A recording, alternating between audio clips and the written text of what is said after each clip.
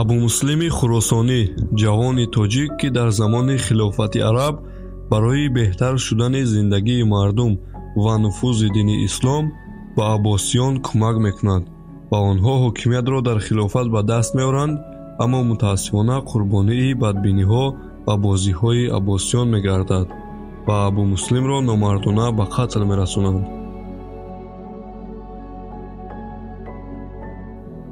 салом, хушомадед ба канали расмии тоҷикон. моро пайгирӣ кунед, обуна шавед.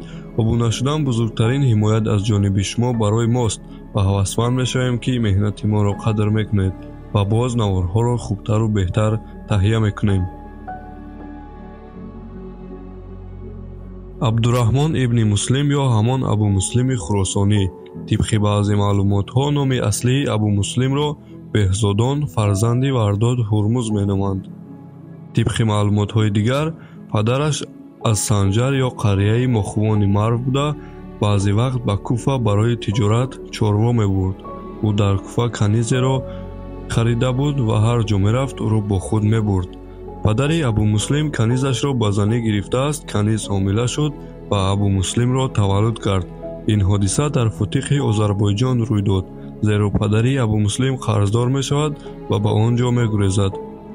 муҳаққиқон инчунин зодгоҳи абу муслимро ба Марв нисбат медиҳанд. хуб ногуфта намонад ки абу муслим аз тоҷикони Хуросон буд. ӯ Хуросонро дӯст медошт ва ба дини ислом ҳам сахт гаравида буд. абу муслим писари шуҷоъ ва боистеъдод буд. ӯ бо ду забон форсӣ ва арабӣ суҳбат мекард. муҳаққиқ Алмадоинӣ дар бораи абу муслим менависад ки ҷавони гандумранги зебо буда, рӯи тоза, чашмони гирди калон, пешонии васеъ ва риши ғулии дароз дошт. овози паст дошт ва бо форсӣ ва арабӣ суҳбат мекард. касе ханда ва мазоҳи ӯро надида буд, шеърҳои зиёд медонист. аз абу муслим мепурсанд ки чӣ тавр ту ба ин дараҷаҳои баланд расидӣ? абу муслим мегӯяд ки кори имрӯзро ба фардо нагузор. замони ҳукмронии умавиён. вақтҳои охири ҳукмронии умавиён зулму истибдод нисбати мардум зиёд мешуд. андозҳои зиёд аз мардум ҷамъ мешуд ва мардум аз хилофат норозӣ буданд. муҳаққиқон менависанд ки тоҷикон дар тӯли таърих ҳеҷ гоҳ ба арабҳо сар хам намекарданду ҳеҷ гоҳ намехостанд ки бегонагон ба сарашон ва боз дар ватани худашон ҳукмрон бошанд ва шӯришҳои зиёд мебардоштанд. албатта ин шӯришҳо на ба муқобили ислом, балки бар алайҳи баъзе аз халифаҳои дунёпарасти хилофати араб буд. абу муслим баъди ба воя расиданаш бо пешвои аббосиён Иброҳим ибни Муҳаммад ошно мешавад. Иброҳим абу муслимро сардори нақибҳои худ дар Хуросон таъин кард. дар масъалаи таъини нақибҳо Иброҳим мегӯяд ки ман ин исфаҳониро зоҳиру ботинашро санҷидам ва онро чун санги замин устувор ёфтам.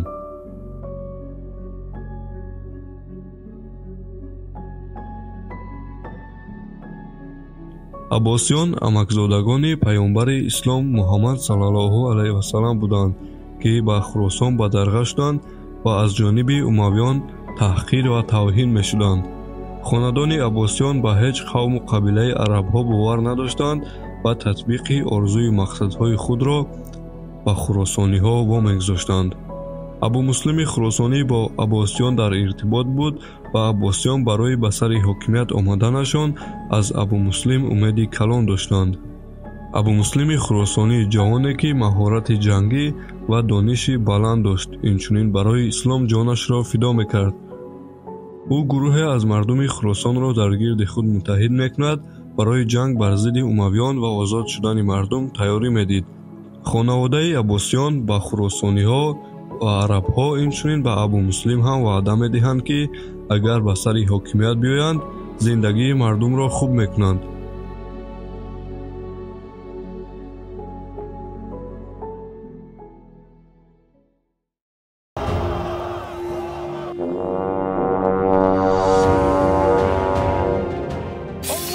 абу муслим парчами худро сиёҳ кард, зидди умавиён ҳаракат кард. ранги сиёҳ нишонаи беадолатии умавиён буд.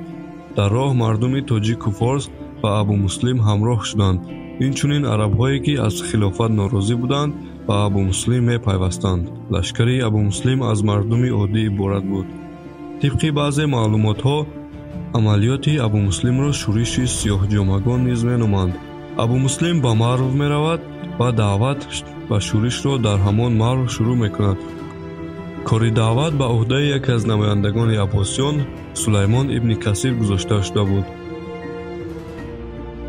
шаби иди фитр ки рост меояд ба 10 июни соли 747 дар шаҳри марв деҳаи сафедниҷ баъди намоз шӯрише сар баровард бо сардории абу муслим. шӯришгарон барои ҳамсоягони худро даъват карданд оташ шӯълавар мекарданд ва ин буд ки мардуми 60 деҳаҳои гирду атроф ба назди шӯришгарони сафедниҷ пайваст шуданд. намози иди фитрро пушти сари сулаймон бини касир хонданд ва абу муслим онҳоро ба таом даъват мекард. дар ҳамон рӯзи ид шӯришгарон ба 2000 расиданд. шӯришгарон дар харҳои худ шиори марвони хар гузошта ҳаракат мекарданд ки нишонаи таъхир бар умавиён буд. дар ин замон ҳокими хуросон насри сайёр буд. наср барои шӯришро саркӯб кардан дастае мефиристад. ин аввалин набарди абу муслим бо сипоҳиёнаш буд.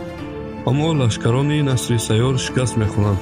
наср раҳо меёбад ва лашкаронаш асир меафтанд ва боз абу муслим онҳоро озод мекунад ки ин ҳиммати абу муслим буд ки қисме аз лашкарони наср ва шӯришгарон ҳамроҳ мешаванд. насри сайёр аз нуфузи абу муслим ба ҳарос омада ба халифаи умавиён марвон хабар медиҳад ки абу муслим шӯриш бардоштааст то ки хуросону маваронаҳро аз арабҳо гирад. халифа марвон ба насри сайёр лашкар медиҳад ва мегӯяд ки мо туро он ҷо ҳоким гузоштем, бояд ин шӯришу ошӯбҳоро худат саркӯб кунӣ. аз зулму истибдоди замони охири ҳукмронии умавиён шӯришҳои пайдарпайи мардуми хуросон зиёд мешуд. халифа ҳам абу муслимро чунин фикр мекард. он қадар эътибор намедиҳад, фикр мекарданд мисли дигар шӯришу ошӯбҳо оғоз шудааст ва боз хомӯш хоҳад шуд. абу муслим шаҳри марвро забт мекунад ва базаи ҳарбии худро дар он ҷо ташкил кард. ин нахустин пирӯзии абу муслим бар умавиён буд. абу муслим барои лашкаронаш лашкаргоҳ сохта буд ки онҳоро муттаҳид мекард ва инчунин абу муслим номи сарбозонро дар дафтари махсус менавишт ва онҳоро 3-4 дирҳамӣ маош медод.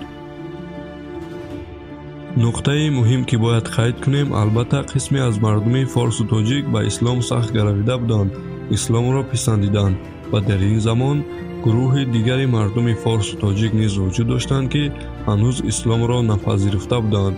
абу муслим ҳамаро бе ягон маҳдудият ба шӯришгарон даъват мекард. маздакиҳо ва зардуштиён ҳам ба абу муслим ҳамроҳ шуданд. ин шӯриши абу муслим ё ба ибораи дигар шӯриши сиёҳҷомагон нишонгари як инқилоби мардумӣ дар баробари зулму истибдоди умавиён буданд.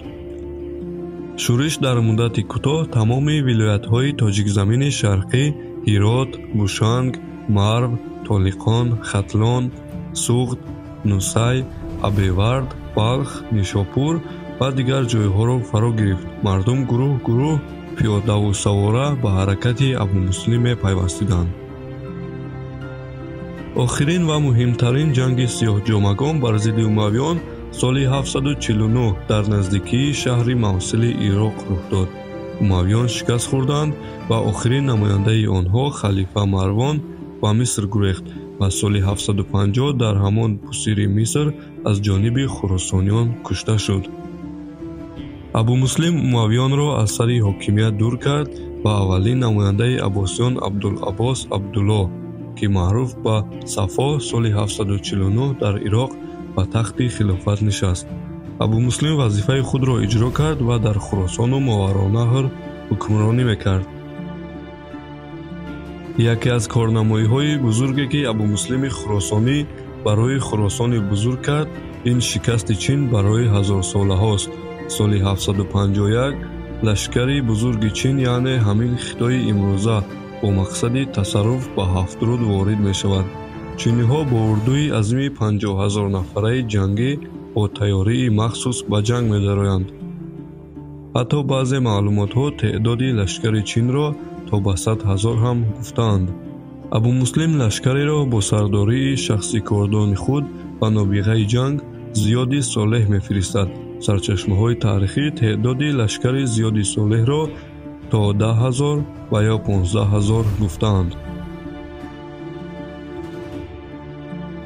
нерӯҳои Хуросон ва Чин дар рӯ ба рӯи ҳам қад алам карданд. ҷанг оғоз шуд. лашкари Хуросон аз тактикаҳои хуби ҷангӣ истифода карданд ва ончунон мардунавор меҷангиданд ки 30 000 лашкари чинҳо кушта мешавад ва 20 000-ашон асир меафтанд. ин яке аз ҷангҳои бузург дар таърихи чинҳо буд ки онҳо дигар то 1000 сол ёде аз ҳуҷум ба тоҷикзаминро дар гӯшаи хаёлашон намепарвариданд.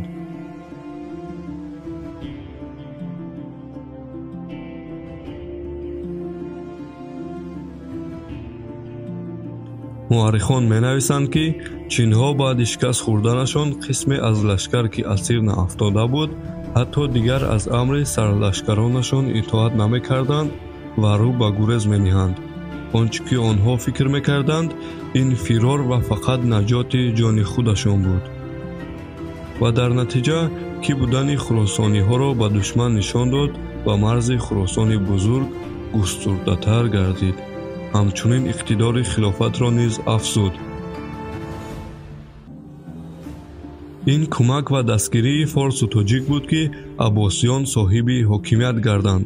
аббосиён ба сари ҳокимият омаданд ва ваъдаҳои худро фаромӯш карданд. арабҳо ва маволиҳое ки зидди умавиён ҷангида буданд маъюс шуданд ва хуросониҳо низ хушнуд набуданд. абу муслим нуфузаш рӯз аз рӯз авҷ мегирифт. халифаи навтаин Сафо аз нуфузи абу муслими хуросонӣ ба ҳарос омада аз ин ҷо буд ки бадбинӣ алайҳи абу муслим оғоз шуд.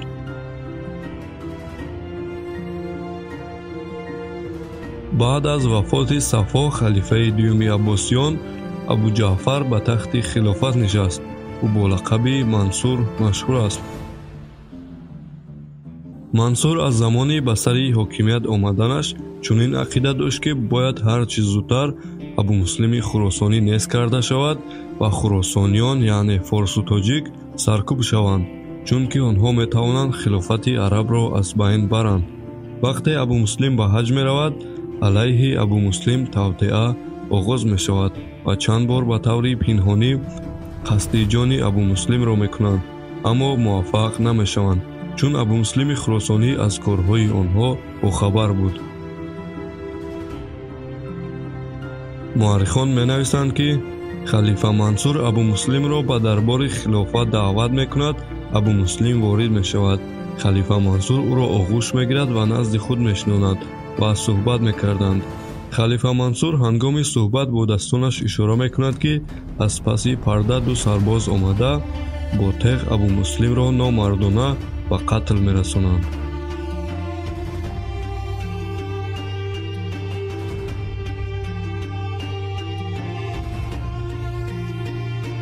ин бадбинӣ ва бозиҳои номардонаи аббосиён сабаби нафрати мардум шуд.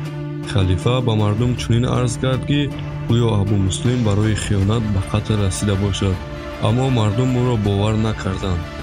ин доғ дар дили мардум монд ва халифаро саг мегуфтанду бад медиданд.